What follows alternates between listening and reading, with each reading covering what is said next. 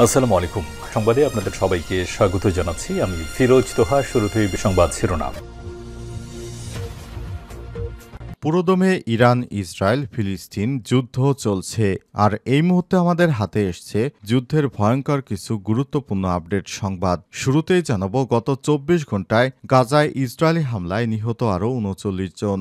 অবরুদ্ধ গাজা উপত্যকায় ইসরায়েলের লাগাতার বিমান হামলায় ফিলিস্তিনিদের মৃত্যু মিছিল যেন থামছেই না। গত ২৪ ঘন্টায় কমপক্ষে ৩৯ জন নিহত হয়েছে এবং আহত হয়েছে অন্তত ১১৮ জন। আজ ইসরায়েলি সংবাদ মাধ্যম বার্তা সংস্থা আনাদুলোর এজেন্সির বরাত দিয়ে সংবাদ প্রকাশ করেছে। এরপর জানাবো, গাজা যুদ্ধের প্রতিবাদ করা সেনাদের বরখাস্তের ঘোষণা ইসরায়েলের। গাজায় ইসরায়েলি আগ্রাসনের সমালোচনা করে প্রকাশিত একটি খোলা চিঠিতে সই করা দেশটির বিমান বাহিনীর রিজার্ভ খণ্ডকালীন সেনাদের মধ্যে কর্তব্যরত সবাইকে বরখাস্ত করার ঘোষণা দিয়েছে নেতানিয়াহু সরকার এবং তার সেনাবাহিনী। আজ এক বিবৃতিতে বিষয়টি নিশ্চিত করেছে ইসরায়েলি প্রতিরক্ষা বাহিনী ঊর্ধ্বতন কর্মকর্তা। খবর মার্কিন সংবাদ মাধ্যম এপির। এদিকে সিরিয়াকে অস্থিতিশীল করছে ইসরায়েল। আসাদ সরকারের পতনের পর ইসরায়েল সিরিয়াকে আরও অস্থিতিশীল করে তুলেছে বলে অভিযোগ করেছেন তুরস্কের প্রেসিডেন্ট রিসেপ তাইপ এরদোয়ান। স্থানীয় সময় আজ তুরস্কের চলমান কূটনৈতিক ফোরামে অংশগ্রহণ করে এমন মন্তব্য করেন এরদোয়ান। এদিকে ইসরায়েলে ফের হুতিদের ড্রোন হামলা।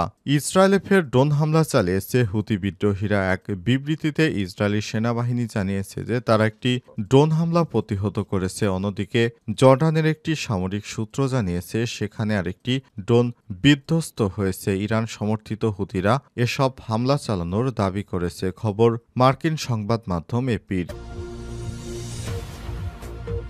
এবং সর্বশেষ জানাবো, স্মার্টফোনেও ছাড় নয়, নতুন ঘোষণা ট্রাম্পের। চীনের তৈরি স্মার্টফোন সহ বিভিন্ন ইলেকট্রনিক্স পণ্যে যুক্তরাষ্ট্রের প্রেসিডেন্ট ডোনাল্ড ট্রাম্প নতুন করে শুল্ক আরোপের হুমকি দিয়েছেন।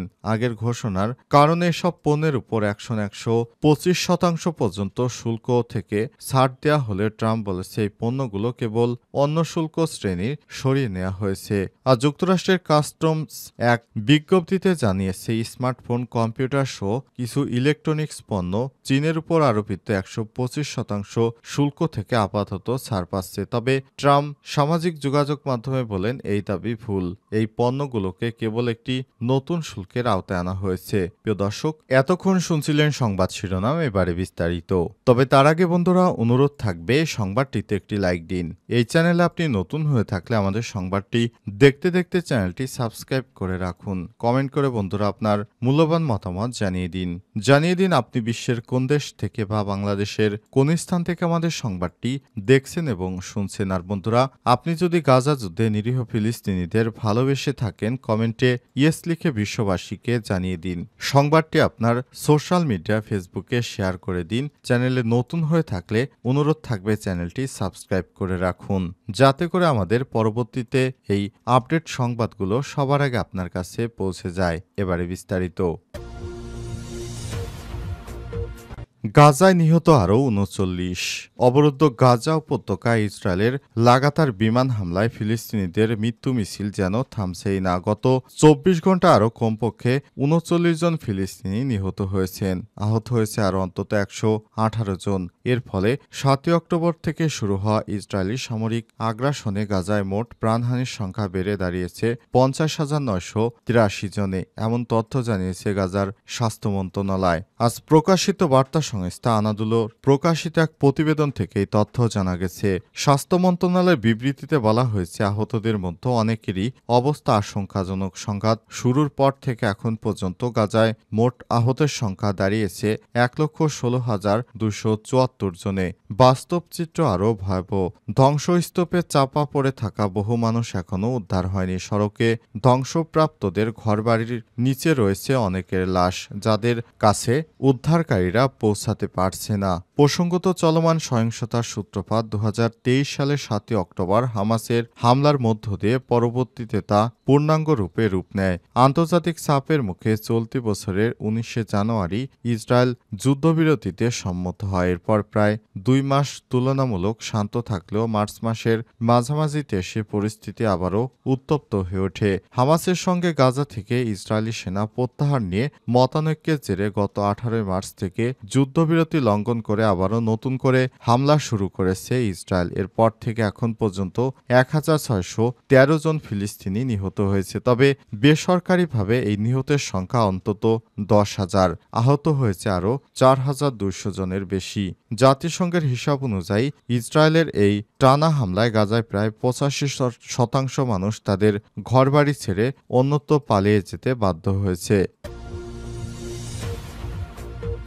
গাজা যুদ্ধের প্রতিবাদ করা সেনাদের বরখাস্তের ঘোষণা ইসরায়েলের। গাজায় ইসরায়েলি আগ্রাসনের সমালোচনা করে প্রকাশিত একটি খোলা চিঠিতে সই করা দেশটির বিমানবাহিনী রিজার্ভ খণ্ডকালীন সেনাদের মধ্যে কর্তব্যরত সবাইকে বরখাস্ত করার ঘোষণা দিয়েছে ইসরায়েল। স্থানীয় সময় এক বিবৃতিতে এই তথ্য আজ নিশ্চিত করেছে ইসরায়েলি প্রতিরক্ষা বাহিনী আইডিএফ-এর এক কর্মকর্তা। খবর এপিতে পাঠানো এক বিজ্ঞপ্তিতে আইডিএফ-এর এক সেনা কর্মকর্তা বলেন, রিজার্ভ সদস্যদের মধ্যে সক্রিয়ভাবে দায়িত্বে থাকা সেনাসহ অন্য কারোরই অধিকার নেই সামরিক মর্যাদাকে কাজে লাগিয়ে কোনো পদক্ষেপ নেওয়া। যুদ্ধে সক্রিয় থাকা খোলা চিঠিতে সই করে সেনারা তাদের বাহিনীর কমান্ডার ও অধীনের কর্মকর্তাদের শৃঙ্খলা এবং আস্থা ভঙ্গ করেছে বলেও অভিযোগ করেন ওই কর্মকর্তারা। সেনাবাহিনী জানিয়েছে, বর্তমানে যুদ্ধে কর্তব্যরত রয়েছে এমন যেসব সদস্য ওই খোলা চিঠিতে সই করেছেন তাদের বরখাস্ত করা হবে। ঠিক কতজন সদস্যকে বরখাস্ত করা হবে সে বিষয়টি এখনও নিশ্চিত করা যায়নি। এর আগে গত বৃহস্পতিবার ১০ এপ্রিল যুদ্ধবিরতি চুক্তি ভেঙে গাজায় হামলা শুরু করায় ইসরায়েলি প্রশাসনের সমালোচনা করে দেশটির গণমাধ্যমে একটি খোলা চিঠি প্রকাশিত হয়। সেখানে অবসরপ্রাপ্ত সেনা সদস্যসহ বিমানবাহিনী রিজার্ভ সেনাদের মধ্যে প্রায় ১,০০০ সদস্য সই করেছে। আর এই ১,০০০ সেনাকে অবশেষে নেতানিয়াহু সরকার বরখাস্তের সিদ্ধান্ত গ্রহণ করেছে বলে জানা গেছে। সিরিয়াকে অস্থিতিশীল করছে ইসরায়েল। আসাদ সরকারের পতনের পর ইসরায়েল সিরিয়াকে অস্থিতিশীল করে তুলছে বলে অভিযোগ করেছে তুরস্কের প্রেসিডেন্ট রিসেপ তাইপ এরদোয়ান। স্থানীয় সময় তুরস্কে চলমান অ্যান্টালিয়া কূটনৈতিক ফোরামে অংশগ্রহণে এমন মন্তব্য করেছেন তিনি। ইসরায়েলের সঙ্গে কূটনৈতিক আলোচনার মাত্র ২ দিন পরে এমন বক্তব্যে বিস্মিত করেছে অনেক কূটনৈতিক বিশ্লেষককে। ব্রিটিশ দৈনিক দ্য গার্ডিয়ানের এক প্রতিবেদনে এই খবর দেওয়া হয়েছে। মূলত এই দুই দেশেরই সামরিক বাহিনী সিরিয়ায় সক্রিয় রয়েছে, ফলে সেখানে যে কোনো ধরনের অনাকাঙ্ক্ষিত ঘটনা এড়াতে গত বুধবার ৯ এপ্রিল আজারবাইজানে বৈঠক করে তুরস্ক এবং ইসরায়েলি কর্মকর্তারা। তবে বৈঠকের পরও সিরিয়ায় শান্তি নষ্ট করায় ইসরায়েলের সামরিক কার্যক্রমে সমালোচনা করেছেন তুরস্কের প্রেসিডেন্ট রিসেপ তাইপ এরদোয়ান। অ্যান্টালিয়া সম্মেলনে বিশ্ব নেতা ও কূটনৈতিকদের উদ্দেশ্যে এরদোয়ান বলেছেন, সিরিয়ায় নতুন করে কোনো সংঘাত তারা চায় না। যে বিপ্লবের মধ্য দিয়ে বাশার আল আসাদ সরকারের পতন হয়েছে তা ইসরায়েলের কারণে ব্যর্থ হচ্ছে। আসাদের পতনের পর সিরিয়ায় গঠিত অন্তর্বর্তীকালীন সরকারের অন্যতম পৃষ্ঠপোষক এরদোয়ান। সিরিয়ার ভৌগোলিক অখণ্ডতা ও সার্বভৌমত্ব রক্ষায় যুক্তরাষ্ট্রের প্রেসিডেন্ট ডোনাল্ড ট্রাম্প ও রাশিয়ার ভ্লাদিমির পুতিনের সঙ্গেও আলোচনা হয়েছে বলে জানান তিনি। সিরিয়ার উপর চলমান বিভিন্ন নিষেধাজ্ঞা প্রত্যাহারে আঙ্কারার চেষ্টার কথা পুনর্ব্যক্ত করেছেন রিসেপ তাইপ এরদোয়ান। ইসরায়েলে ফের হুতিদের ড্রোন হামলা। ইসরায়েলে ফের ড্রোন হামলা চালিয়েছে হুতি বিদ্রোহীরা। এক বিবৃতিতে ইসরায়েলি সেনাবাহিনী জানিয়েছে যে তারা একটি ড্রোন হামলা প্রতিহত করেছে। অন্যদিকে জর্ডানের একটি সামরিক সূত্র জানিয়েছে সেখানে আরেকটি ড্রোন বিধ্বস্ত করা হয়েছে। ইরান সমর্থিত হুতিরা এসব হামলা চালানোর দাবি করেছে। খবর এএফপির।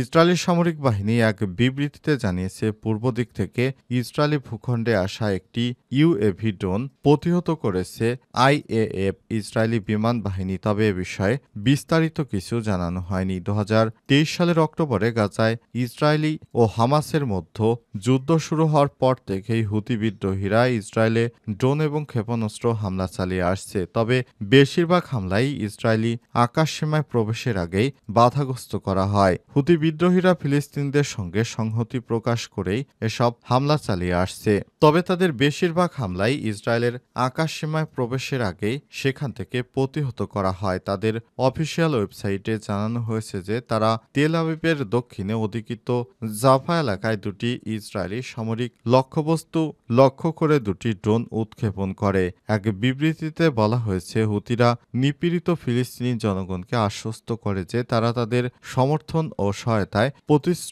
প্রতিশ্রুতিবদ্ধ।